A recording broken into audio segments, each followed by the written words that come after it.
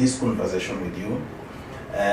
Like it has been said before, you are the true definition of bottom-up. You are visionary, apart from being young. Your journey is an illustration and inspiration to many, many young women out there. So what we've been doing, we have been talking to trailblazers, women who have achieved in the public sector, be it leadership, politics and so on, to share their journey. As a party, we understand that majorly this is where your journey began from. So as UDA, we are extremely proud of you for the work you are doing at the Senate and also at the community level. We are running a campaign that showcases women leaders and trailblazers. This one will culminate into the National UDA Women's Congress or caucus, where the head of state, who is also the party leader of UDA, will be the chief guest. So this interview is very critical to this party. As we are doing so, we are also celebrating our party leaders 1 year in office. We know last week was 13th of September, exactly when William Ruto took out of office. And this is an opportunity as members of UDA, leaders, to illustrate what have we been able to achieve for the last 1 year as a government, and looking forward, how does the country look like? So we are very, very excited to have you here. As an inspirational young woman leader, it will be important for us to hear your journey. Where did it start? So our first question will be, who is Senator AC Okenyuri? Thank you, Yusuf. I'm very privileged to have you people this morning in our office here. Yusuf, I'm not meeting you for the first time. In my earlier life, we've worked closely as I volunteered as a civic education person under the Institute of Education in Democracy, where we first met. So today you come here in a different capacity. You're welcome. Asante. So AC was born in Kisii. I hail from a small village by the name Kenyenya in Bomachoge Borabu constituency, Kisii County. And that's how my nomination is attributed to Kisii County. I currently am a nominated senator by the United Democratic Alliance Party, representing women, but I'm also a young person at the same time. So I cut across those two special interest groups. And generally, being born in Kisii, I went to public primary schools like any other ordinary people at the community. I did very well in my primary school education. I had over 400 marks, which earned me a place at the Kenya High School for my Kenya certificate secondary education. I later joined Masai Mara University to pursue a Bachelor of Sciences. I've also done CPA. While at Masai Mara University, I pursued student politics. That was made my first attempt, and I was elected as the first female vice president of the Student Union, where my work was basically the students' welfare until my graduation, when I came out here to also pursue greener pastures like any other graduate who now leaves school and is looking for a job. So I did apply for several jobs, and I was fortunate to be hired by Safaricom at the Customer Care Center in Mombasa Road. I worked there briefly for I think 7 months. So I left because I felt I needed to pursue other challenges, because then the scenario there was limiting me to me and the computer and the people I was talking to on phone. So I said I want to try my hand in politics. So while I had graduated, I took time to interact with my other peers in Kisii whom I had left when I went to campus. So in Kisii, at that level, we had formed a community-based organization by the name Kisii Youth Alliance. That was a movement that was aiming to give young people a voice to speak for themselves across the 9 constituencies we have in our county.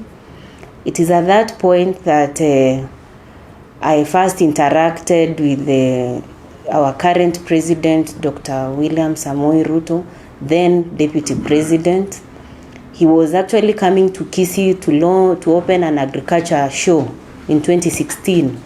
And among the other many young people who we had mobilized to show up at the stadium, and Yusuf, you can't believe me, I didn't know him anyway. And you know, we are generally a conservative community. So most of the guys who were there were, very many men were there, I can assure you. I was the only lady in the midst who were waiting to receive him. And when he saw me trying to stretch my hand to reach out to him, so he came in to say hi. And people thought, okay, maybe he knows her. No, he didn't know me. I was just trying to hustle my way out also. So while at the stadium, the member of parliament for that region recognized and said, oh, we have young people here supporting the deputy president. Can they wave?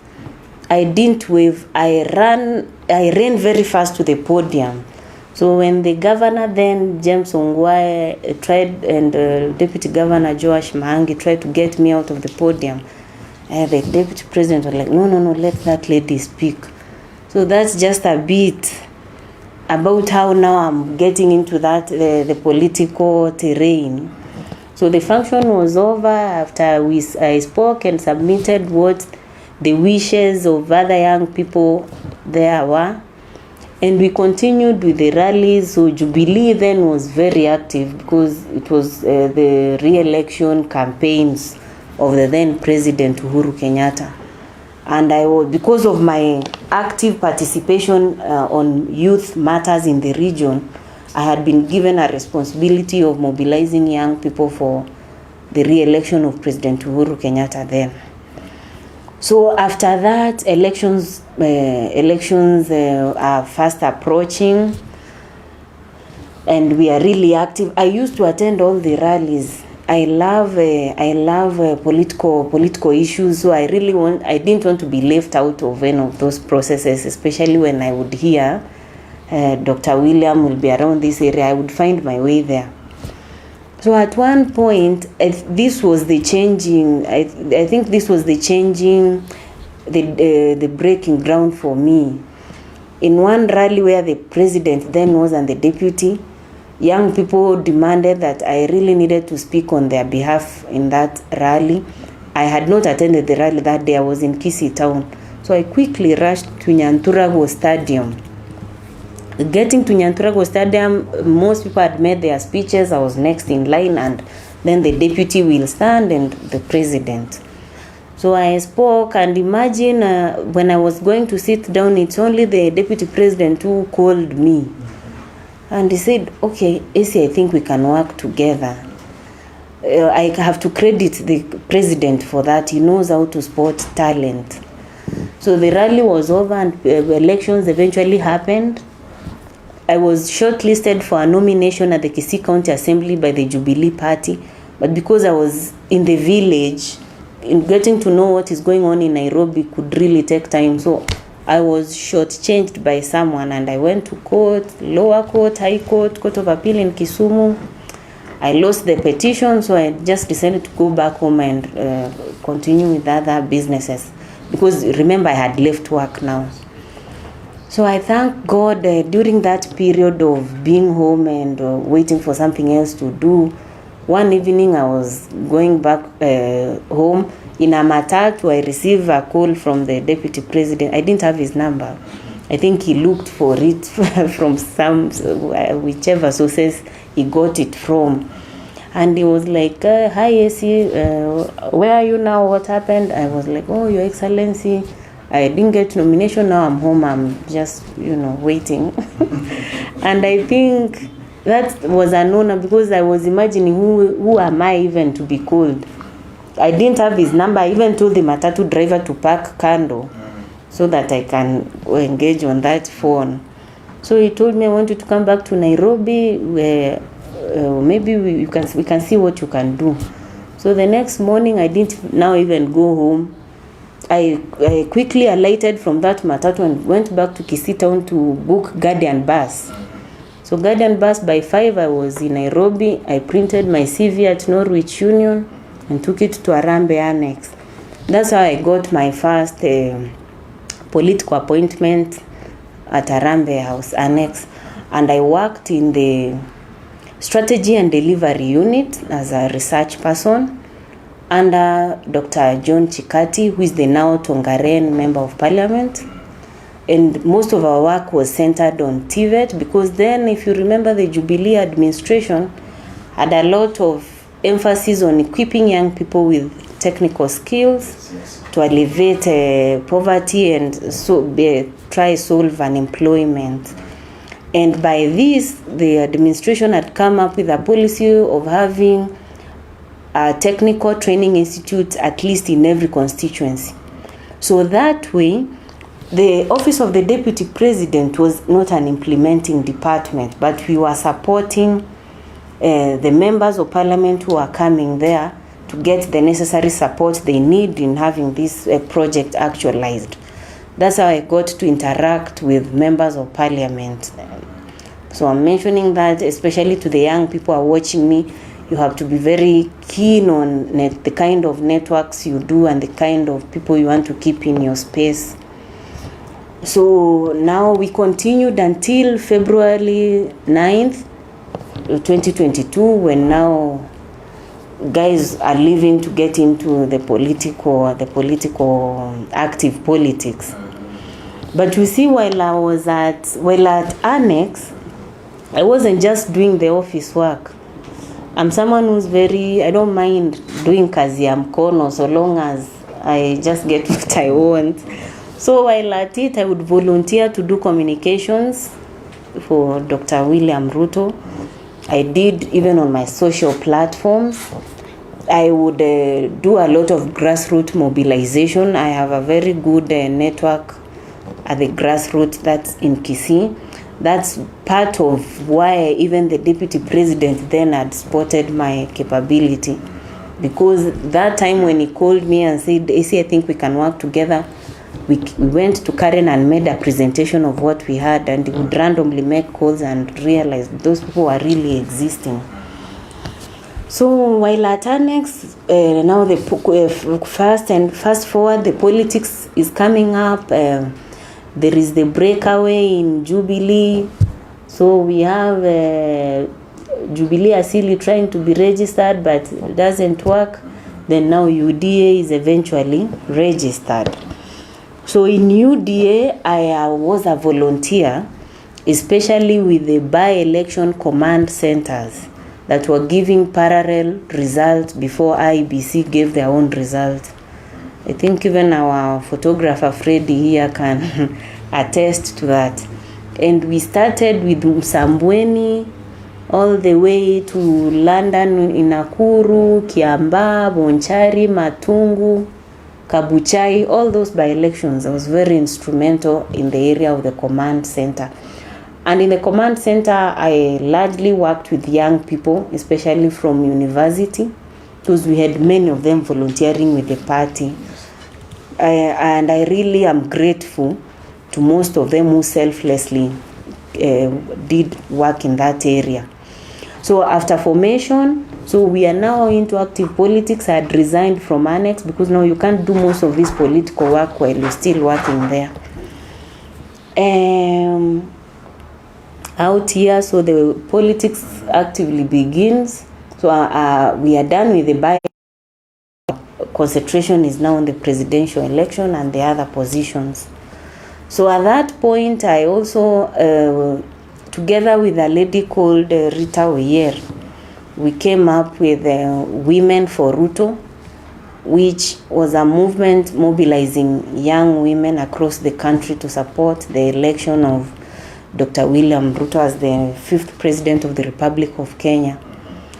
And the women came out in large numbers. You can see along the other efforts, we had many lobby groups. Women for Ruto was just one of the lobby groups that was also putting their hand into this bigger goal we were targeting. We were with so many other people like Akina Su, Palita Ovembu, even the current Kirinyaga woman representative Njeri Maina, and many others. And Women for Ruto Lobby Group has produced elected members both at the National Assembly and at the county assemblies. In fact, a special shout out to one of our nominees at the Nyamira County Assembly. She calls herself Simbajike. They were among the people who walikuwa wanajituma sana. So Yusuf, all that said and done, the president has been elected. We did our bit. So the nomination lists were being made then. I don't know the criteria, but applications were done. I did apply on the basis of the work I had done for the party and the candidate, and on behalf of the young people and from where I came from. So I was fortunate enough to be shortlisted among the 16 women. I was number 9 on that list. So when we were counting, you see, now when the young people see you are there on the 16 gender top list, they don't know like there's a priority being followed. They think you're automatically going in as a senator. So elections happened. We had UDA got 22 elected senators. So that meant we were only going to nominate 8 women, 1 youth, 1 PWD. So for me, kufikiwa, we at least had to get 24 elected senators. Yes. We lost some counties we thought we had control over. So people were nominated. In the first time, I didn't make it to the Senate because now they went and nominated 8. I was number 9. I think it's a good platform because nominations are affirmative positions. And sit to other avenues, either elective politics or if you want to pursue other matters, but at least it gives you a background and an avenue to show people really what you can do. And for young people and any other person, if you never give people an opportunity, you'll never know what they are capable of doing. Because like for my case, Yusuf, I had so many naysayers, the guys who were saying, anyway, we don't even know what AC will be saying. But now that I'm there, I think I've proven myself and I'm at the right place at the right time. And we look forward to inspiring more other young people to really work very hard. I believe in party structure because not just because I'm a beneficiary, but I've actively been involving myself at the party. Even when we were doing nominations, when the secretariat guys would come from Nairobi, the one would be showing them around my place, trying to make their life easy and even mobilize. So young people want to grow, especially in political leadership, have to have their hand in parties. Whichever party you belong to, but for this case, UDA has been very instrumental in giving young people opportunity. For the first time, we have very many young people in the county assemblies, both in the National Assembly and the Senate. That's for the first time in the history of this country. And that's a challenge if we are not going to make things work. Because now we have the energy. You know, we normally say, oh, young people have the energy. If things don't work in this, with the kind of leaders we have, then trust me, it will never work. I believe in young people, but I also advocate to have a balance between young people and senior citizens so that we have an equilibrium at a certain point. So at the Senate, those are some of the areas I belong in. And we push several issues. First, at the Senate, you can come up with your issues in form of a bill. You can come up with a motion for members to make a resolution. You can raise a statement on issues you think are not working well. And once you raise a statement, it's committed to the respective committee, and the members of that committee will deal with it. Among some of the statements I've raised One was like the gorging out of baby Sagini's eyes, and I'm happy as a result. Then we even have the perpetrators having been brought to book. The baby now is learning to, to even walk around, being blind now, sorry to say, but at least when you raise such a statement, more attention is given. I also had a statement on the county aggregation industrial park and on whether there should be preferential treatment of young people and women. This is a big project for this administration, and it will be unfortunate if it goes through without women and youth taking up those spaces. So the reason why I came up with that statement was to just bring to the public the information that exists, and young people who are watching this interview should take up the knowledge existing out here and also participate. Wasione like this project will just be favoring certain people wenye wako na mashamba kubwa, magari nini. You can do whatever you're doing at your own small level. The county aggregation industrial park project is a master stroke which is going to create several jobs for our young people, not just young people, and any other persons at the society. And that I credit the current administration when we are looking at 1 year down the line. In fact, yesterday I was in my own village constituency with the cabinet secretary for trade, where we were doing groundbreaking for that project. So we are starting on a good, promising area.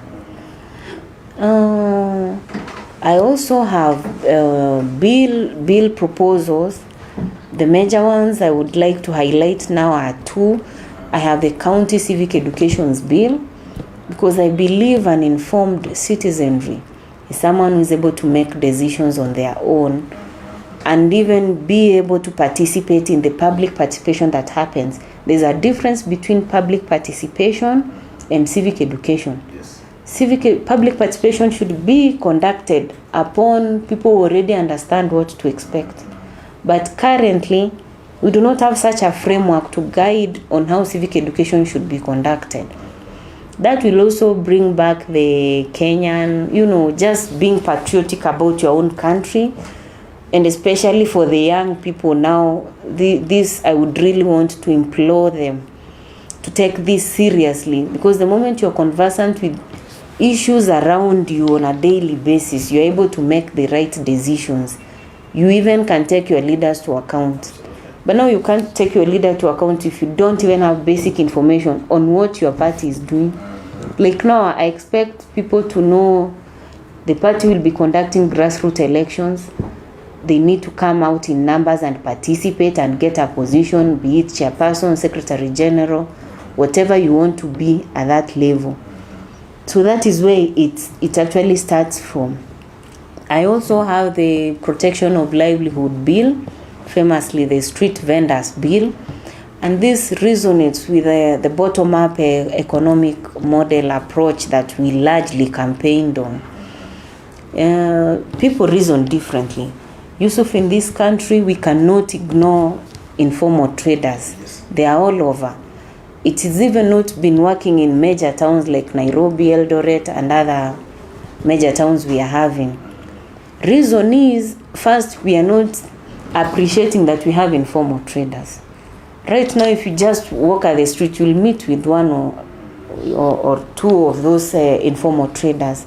So my bill seeks to recognize informal trading, and it also seeks to, to address the challenges these informal traders face about their daily business.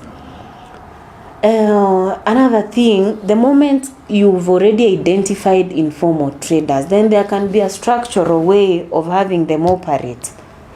The challenge now is that everyone is saying, okay, Nairobi is chaotic or whatever town is chaotic, but criticizing and saying those people should not be where they are is not the solution.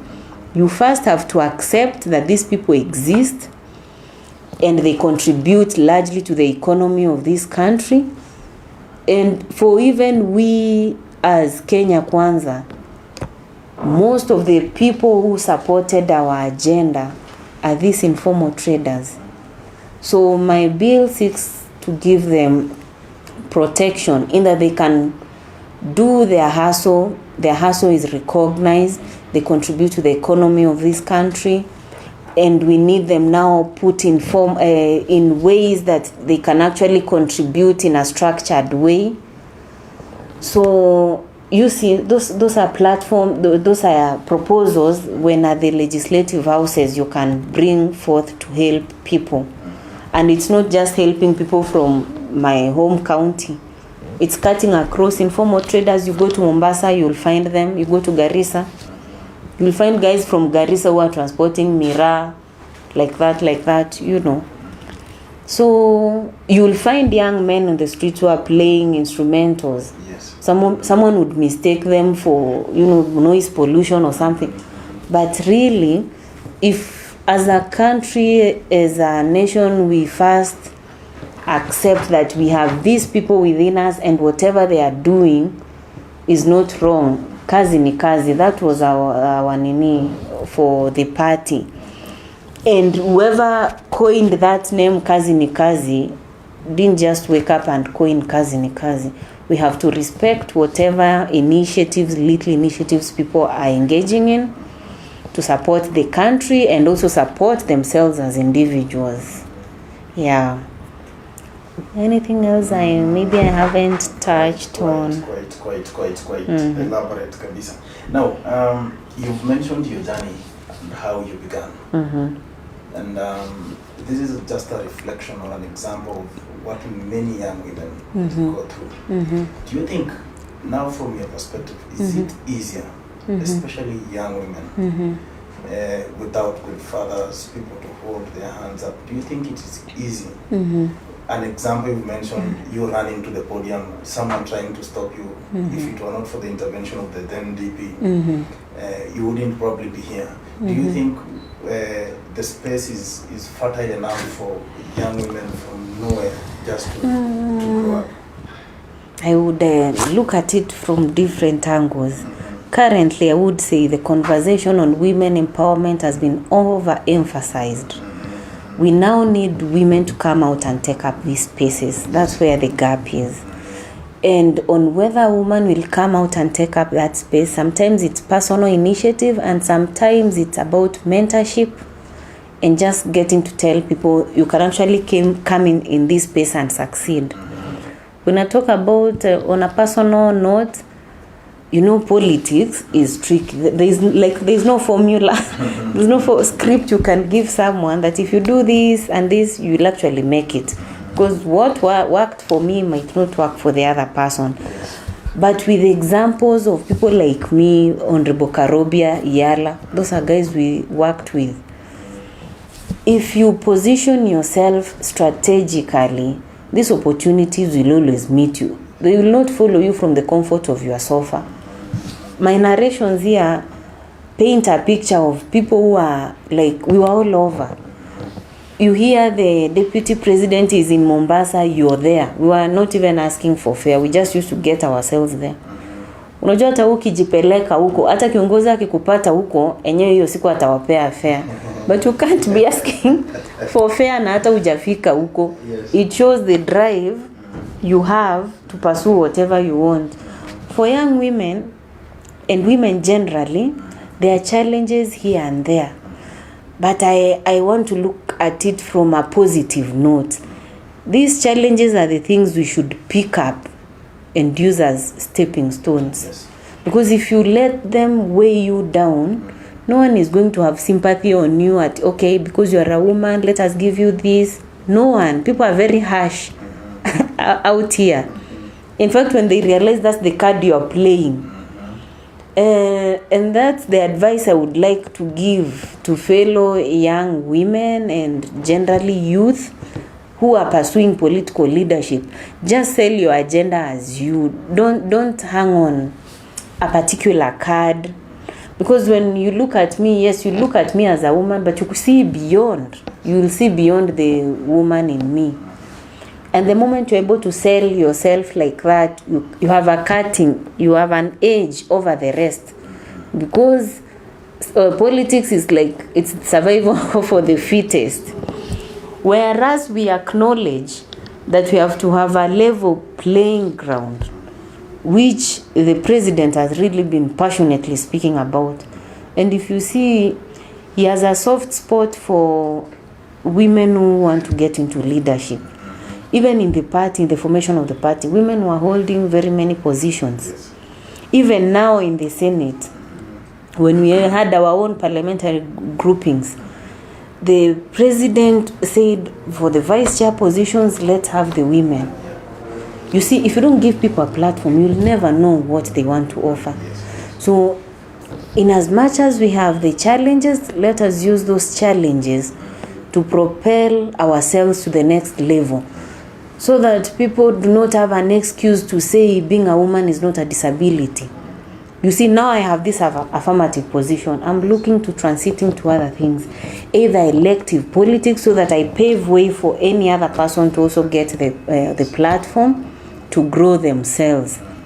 And for this one, I'll always be grateful for the UDA party. This is a party I've seen, grow. It's a party we can talk about. Anytime you see someone, you can actually say, Minor, we did with Minor this.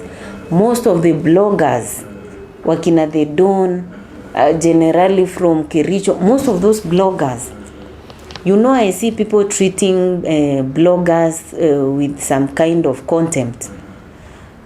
For someone to even sit down and start writing something about you, it's not that they are idle. They deliberately decided that today I'll write something about AC and I'll post it across the WhatsApp groups. You see the likes of Paul Musimi, very good at running WhatsApp groups. And those guys really contributed to the success of us winning the presidential election. So for the women, we have few challenges here and there, but the conversation has been overemphasized. The gap is for women to take up those spaces. Because if you don't take up that space, no one is coming to urge you that please come. Politics is very dynamic. It's and power abhors a vacuum. So the ones when you wanapatikana wakikuwa up at that time are the ones who get it. Yes. Yeah. Now, working with President William Ruto, who is also the party leader of our party, and of course your whole journey in UDA, there have been conversations that, like you've mentioned, the party leader has a soft spot for women who can excel in these positions. In your own opinion, do you think UDA as a party led by our party leader is a fertile place, a conducive place for the growth of young women leadership? And of course, you remember during the campaign there were women charters that were signed and so on. Do you think the president has lived to those aspirations? First, let me say this. Working with the president as deputy president, then first is a very thorough guy. I don't think if you like lazing around, you would put up with his pace. But you're also very good at inspiring team spirit. So even when you think things are thick, there's a way he makes it look so easy, even when you know it's very tough. Uko mbele. But I can tell you he's a very thorough guy, very informed.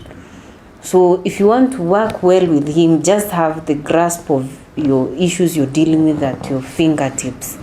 That way, it was very easy for me to work at the department with Dr. John Chikati, the TVET issues. Anytime he would call or convene a development partners meeting on matters TVET, we always had up-to-date information when he's asking. And he's someone who likes to be told the truth. Not people who are cheerleading and not saying where the truth lies. Really, I really would want to commend the party and the party leader himself. Not because I got the nomination, but Dr. William has always, even in public forum, he openly pronounces himself on how integral the role of women is in leadership. And he clearly even goes ahead, to say certain positions, let's have women in this position. We signed a women charter slightly before elections. We signed a youth charter slightly before the general elections. 1 year down the line, I think there has been political goodwill, especially from him. Even in cabinet, we have a huge number of women now in the cabinet compared to previous administrations. It might not have been the 50%, but from the number he allocated, at least shows the goodwill he has to accommodate women in leadership. And it's not just about numbers. You also have to look at the quality that you're bringing on board. Because I believe, as Okenyuri, I believe these platforms we serve in should serve as breeding grounds for, even what stops women from going for presidency. So if we who are given these platforms perform very well, we can inspire very many other young women who want to transit to these levels. So for the party has done well, especially in incorporating women. When we began, women are the ones who are doing most of these forums we were having. Even in the technical structures, we have women there. The Women League. I'm part of the team that crafted the Women League Charter that was giving life to the league.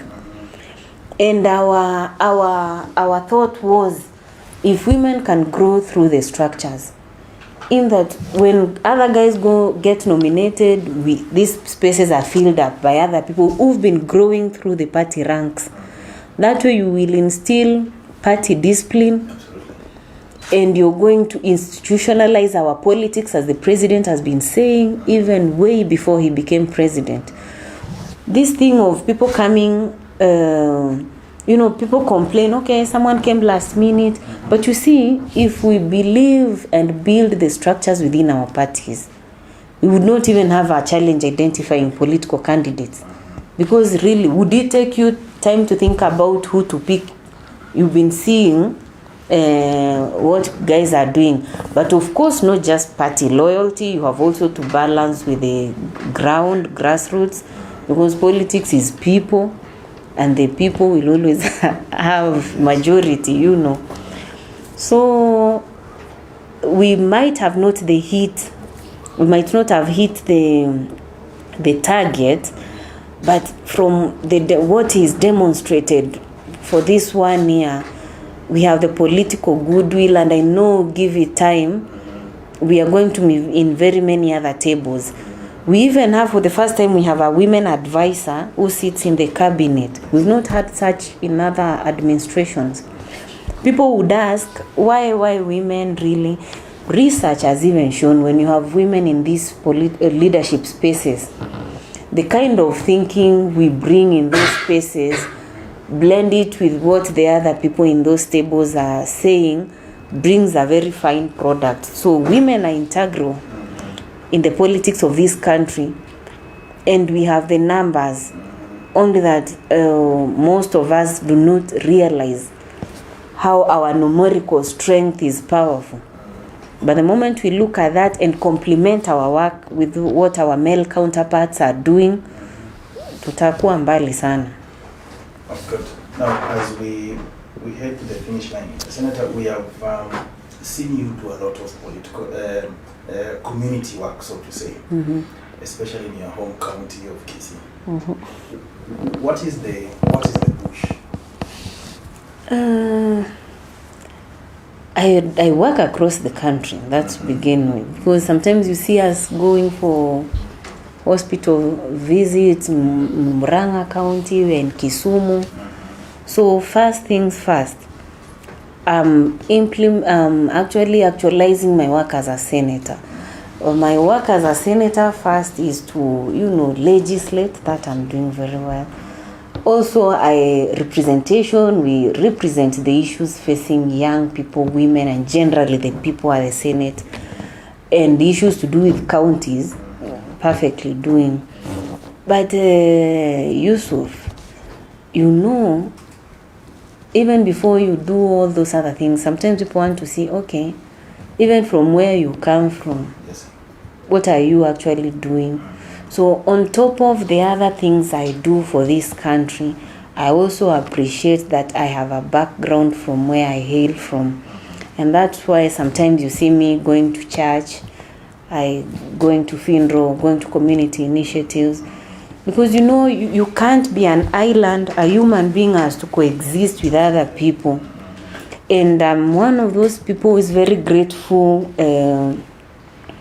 for the current environment we are having.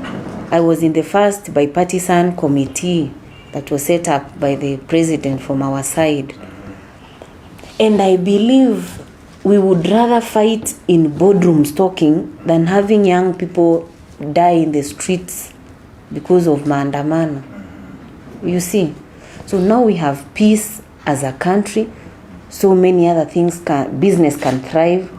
I'm free, I can go to Kisii. You see, yesterday I was in a function where the ODM guys are there as Azimio, and I'm speaking in the same podium telling people about what this government is doing for them.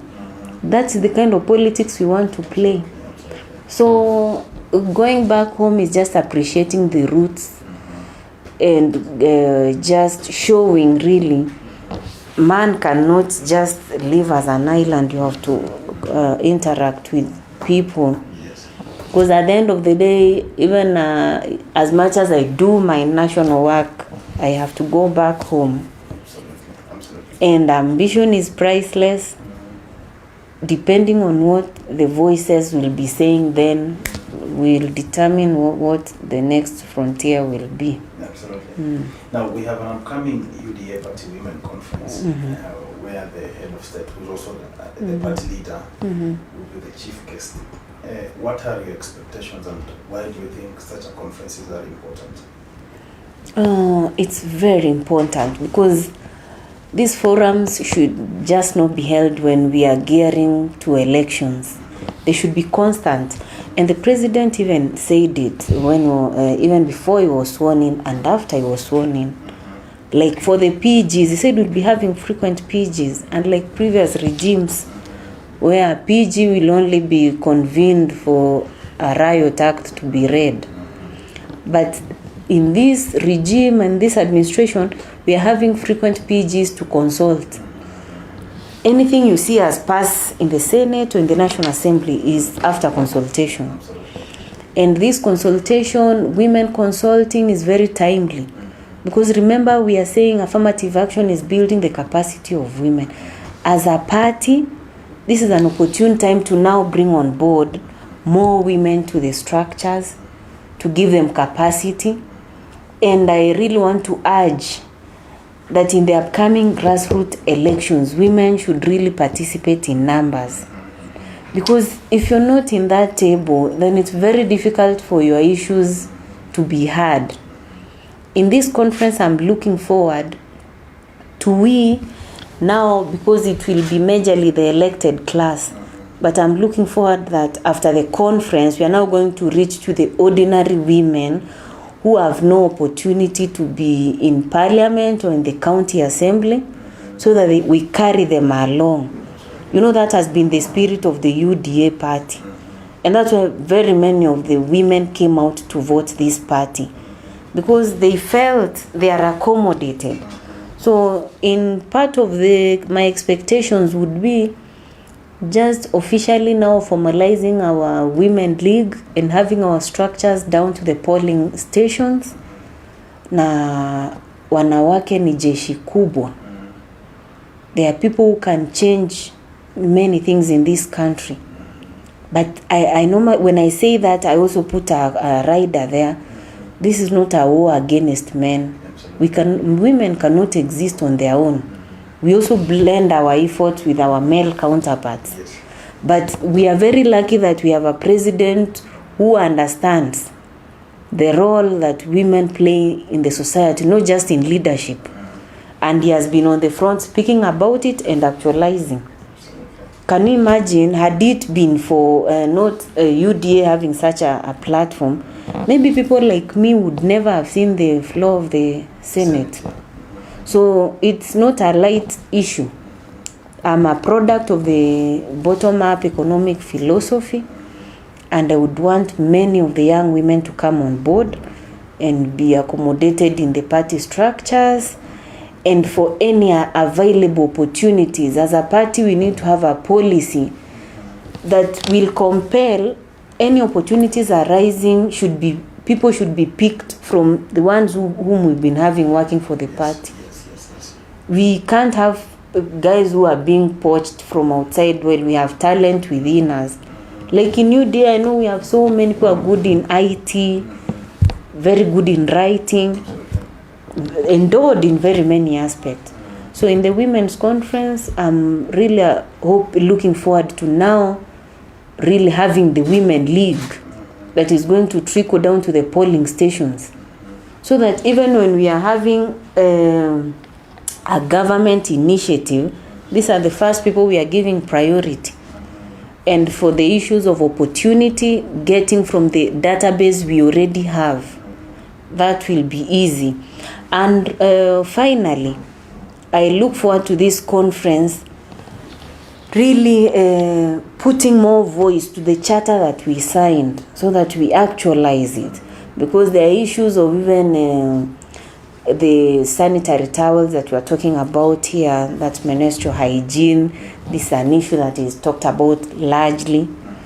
And just having women in these spaces so that it's not a boardroom engagement, but people can just see, can point out that really this is what we said and here it is happening. So the conference will be more of also ticking and the hits and misses. Good. Yeah. Good. Now, Senator, you are a role model to many young women out here. Of course, both from Kisii County, where you come from, people who you went to the university with, of course, in Masai Mara. There's a time I saw you went for a career fair in Masai Mara, Yes. and the reception was good. Even the university is using you as A brand. Yeah, exactly, as a brand ambassador. Now, those other young women, probably in rural areas, afraid of maybe stepping up, others facing stigmatization, not so sure of how their tomorrow will look like. What will be this one for them? I would say, Kenya is a land of all possibilities. If me from a village whose coordinates would rarely locate had an opportunity to now serve as senator, every other person can be what they want to be. The difference between what you're dreaming about and becoming what you're dreaming about is taking action, consistency. You cannot just talk about these issues and put no action to it. Several years back, I knew I would be a great person in this country, but I didn't know at what time and at what capacity. But I always put a lot of hard work in the things I do and network with the right people. For the rural women, it's a challenge, especially for me, who come from a largely conservative community. But I want to encourage the young women who would be watching this interview. You actually do not need an introduction of you being a son or daughter of who. If you do your work very well, someone is seeing what you're doing. I didn't know Dr. William Ruto, I didn't know him. But he would come to the village there and people would say, okay, let us speak on our behalf. You see, he actually came to know my name years later. He would describe me as the lady with Kalonzo hairstyle, and that was it. So for the young women, you can be anything. And I'm a typical example. If I went to Kenyanya Primary, all the way I did well and came to this beat, nothing separates you, because like for academic work, academics does not choose who is rich, who is poor. So long as you have gray matter within you, you will show people what you can do. And I'm looking forward, that's why you see me going around some of those schools you see me going to, because I believe I'm a homegrown example that they can relate with. You see, even when I go to my village, wanasema, huyu ni msichana wa fulani, hata we've just been seeing majuzi. So with such examples and mentorship, and young people and women generally are networking with the right people, you can be anything you want. Where young people go wrong, if you want to be a teacher, why are you hanging around politicians sana? If you want to be a politician, you have to align with the politicians who identify with your style of politics. And someone who can mention your name in a room of opportunity.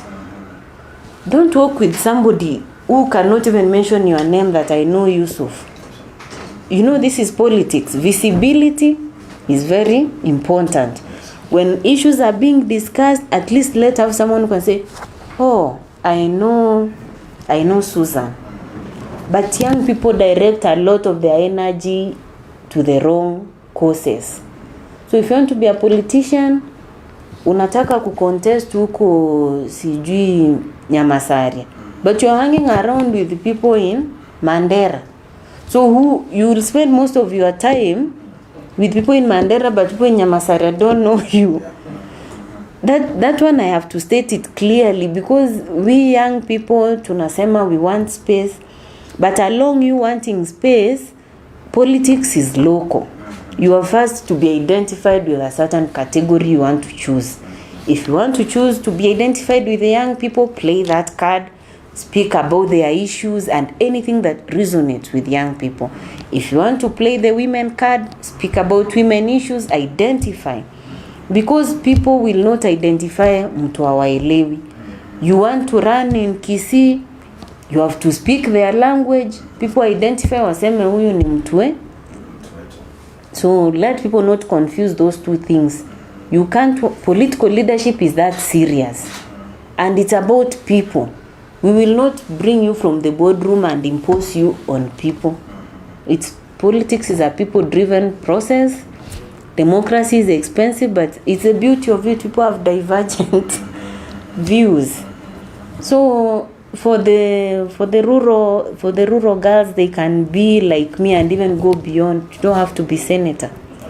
But mentorship is very important, because sometimes someone might be having that drive, but no one has spoken to them that they can actually do it.